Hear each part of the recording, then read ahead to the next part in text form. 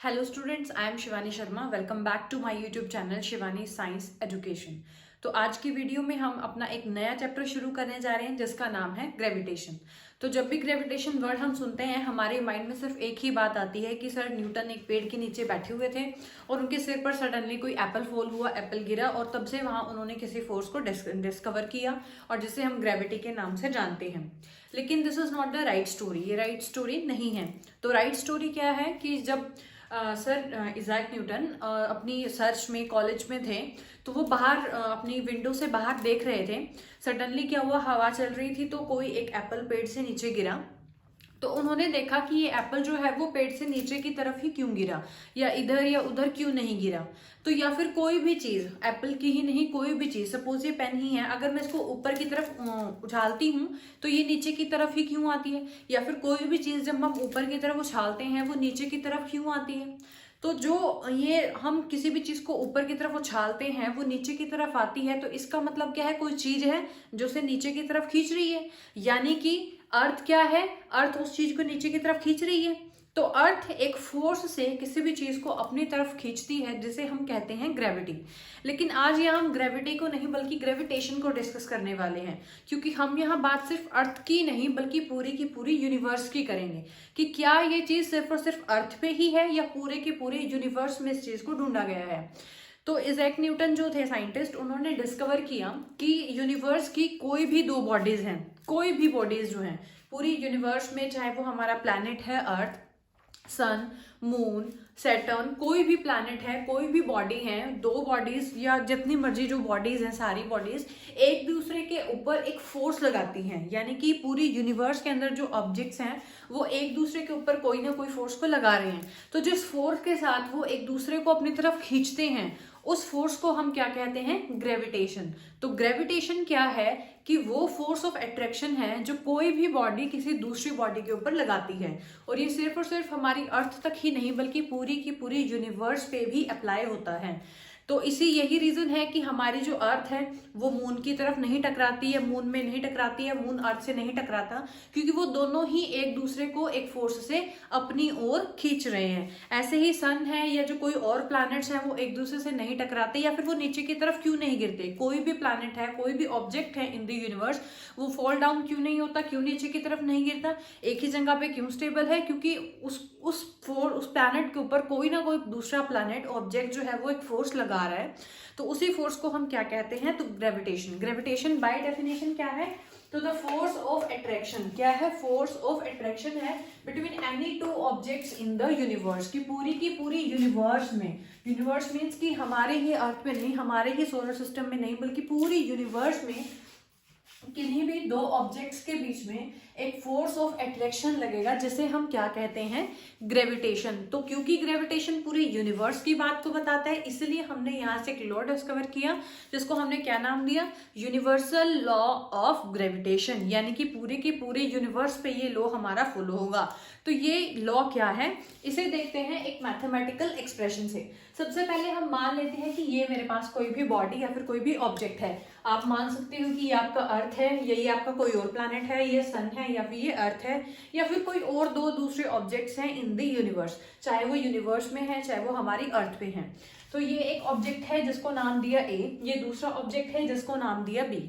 Suppose इसका मास क्या है m1 और इसका मास क्या है m2, और इन दोनों के बीच की जो डिस्टेंस ऑफ सेपरेशन है, जितने डिस्टेंस ये सेपरेटेड है वो क्या है r. यानी कि r क्या है, इन दोनों ऑब्जेक्ट्स के बीच की जो डिस्टेंस है उसको हमने नाम दिया r.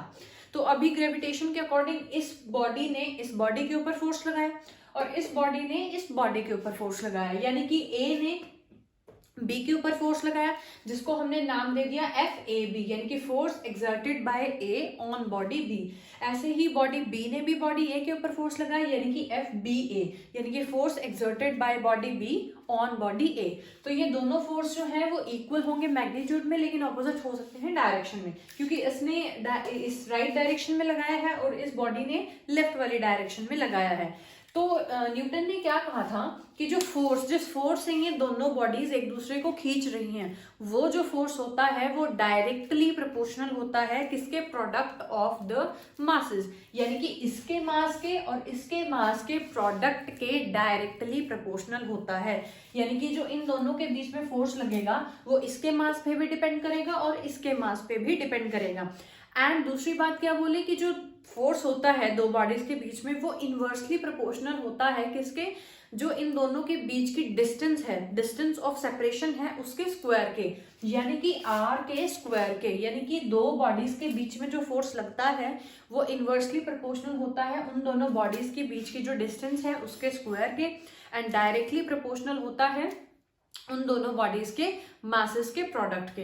तो एक बार पढ़ते हैं definition universal law of gravitation की। ये लॉ क्या कहता है कि every object in the universe, कि इस पूरी यूनिवर्स में कोई भी जो ऑब्जेक्ट है, every object attracts every other object, वो क्या करता है, हर किसी दूसरे ऑब्जेक्ट को अट्रैक्ट करता है अपनी तरफ विद अ फोर्स, एक फोर्स के साथ। इस यूनिवर्स का हर एक ऑब्जेक्ट किसी दूसरे ऑब्जेक्ट को अपनी तरफ अट्रैक्ट करता है विद अ फोर्स, जिस फोर्स को हमने क्या नाम दिया, ग्रेविटेशन। और हुज मैग्नीट्यूड, इसका जो मैग्नीट्यूड है, फोर्स का जो मैग्नीट्यूड है वो क्या है, प्रोपोर्शनल है, वो भी सॉरी यहाँ डायरेक्टली वर्ड आएगा कि डायरेक्टली प्रोपोर्शनल है किसके, प्रोडक्ट ऑफ द मासेस, की उन दोनों बॉडीज के और दोनों ऑब्जेक्ट्स के मासेस के प्रोडक्ट के, and inversely proportional to the square of distance between them, और उन दोनों बॉडीज के जो सेपरेशन है उसकी डिस्टेंस के स्क्वायर के इनवर्सली प्रोपोर्शनल होता है।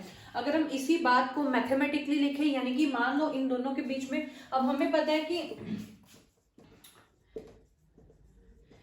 लास्ट वीडियो में हमने पढ़ा था कि F A equal to F B होता है किसके, न्यूटन के थर्ड लॉ के अकॉर्डिंग, कि to every action there is always equal and opposite reaction. जो जिसने वो वीडियोस नहीं देखी हैं तो वो वीडियोस एक बार देख लें, क्योंकि उन सभी कॉन्सेप्ट्स को हम आगे आने वाली वीडियोस में यूज करेंगे।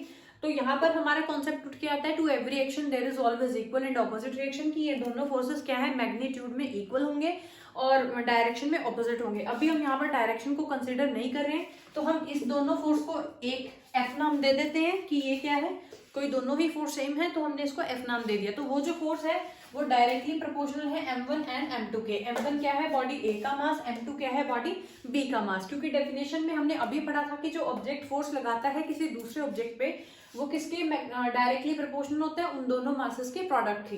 And the another one is inversely proportional, ये क्या है, इनवर्सली प्रोपोर्शनल है किसके, जो इनके बीच के डिस्टेंस ऑफ सेपरेशन है उसके स्क्वायर के। So this is equation 1 and this is equation 2, जो हमने कहां से बनाई है, डेफिनेशन से। अब हम इन दोनों इक्वेशन को कंबाइन कर देते हैं तो हमें मिलेगी थर्ड वन इक्वेशन, जो है कि F is directly proportional to m1 m2 by R square. अब आप सबको पता है कि जब भी हम प्रोपोर्शनैलिटी को हटाते हैं तो एक इक्वल का सिंबल आता है और एक कांस्टेंट आता है। तो हमने इस प्रोपोर्शनैलिटी रिलेशन को इक्वालिटी रिलेशन में चेंज कर दिया, जिससे हमें यहाँ पर कांस्टेंट क्या मिला, जी, कैपिटल जी। तो यहाँ पर जो हमारा g आया, ये क्या है, g is called universal gravitational constant. तो इसी g को ही हम क्या कहते हैं, यूनिवर्सल ग्रेविटेशनल कांस्टेंट। अब यूनिवर्सल नाम ही क्यों लगाया इसके साथ, क्योंकि इस g की वैल्यू जो है वो पूरी की पूरी यूनिवर्स में सेम है। यानी कि इस g की वैल्यू अगर आप अर्थ में अगर आप अर्थ की बात कर रहे हो या फिर आप स्पेस की कहीं बात कर रहे हो, कहीं भी चले जाओ, इस g की जो वैल्यू है वो आपके लिए हर जगह सेम रहेगी। तो that is why we known this g as universal gravitational constant.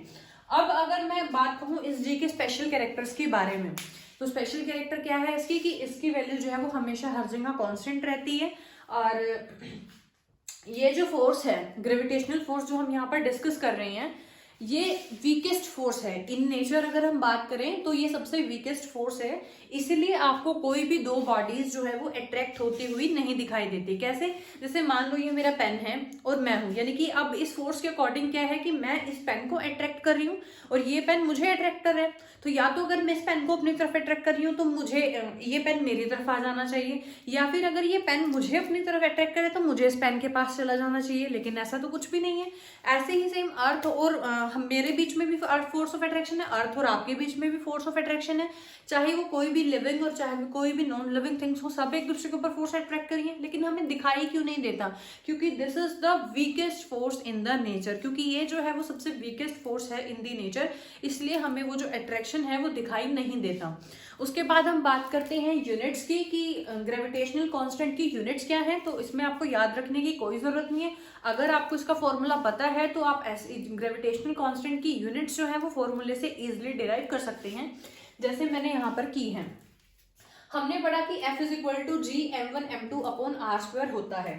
This is the value और this is the formula for F। अगर मुझे यूनिट्स निकालनी है जी की, तो मुझे इसे लेफ्ट साइड पे करना होगा या फिर मुझे इसे एक साइड पे करना होगा और बाकी सारे कांस्टेंट्स को एक साइड लेके आना पड़ेगा।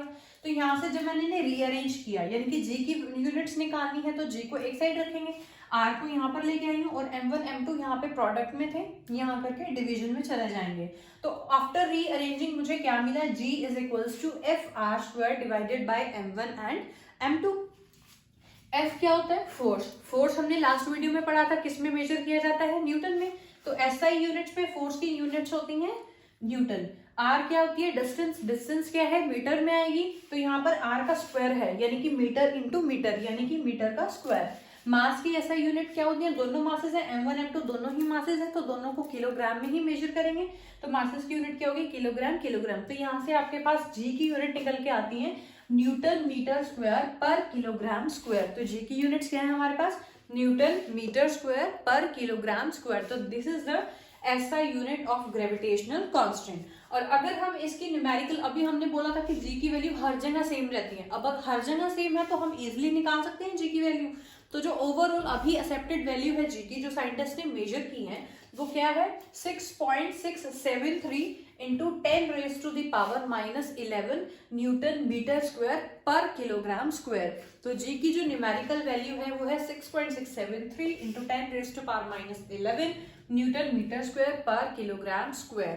तो अब तक हमने क्या पढ़ा है? हमने न्यूटन का ग्रेविटेशनल लॉ को डिस्कस किया है। वो क्या होता है कि इस यूनिवर्स में कोई भी ऑब्जेक्ट किसी दूसरे ऑब्जेक्ट के एक फोर्स ऑफ अट्रैक्शन लगाता है, फोर्स ऑफ अट्रैक्शन लगाता है या फोर्स लगाता है, जो कि क्या होता है? डायरेक्टली प्रोपोर्शनल होता है उन दोनों ऑब्जेक्ट्स के मासेस के प्रोडक्ट के, और इनवर्सली प्रोपोर्शनल होता है उन दोनों के बीच की जो डिस्टेंस ऑफ सेपरेशन है उसके। तो आज की वीडियो में इतना ही। इससे नेक्स्ट आने वाली वीडियोस में हम अपने आने वाले टॉपिक्स यानी कि gravity and acceleration due to gravity को डिस्कस करेंगे। To watch those videos please subscribe to my channel. Thank you.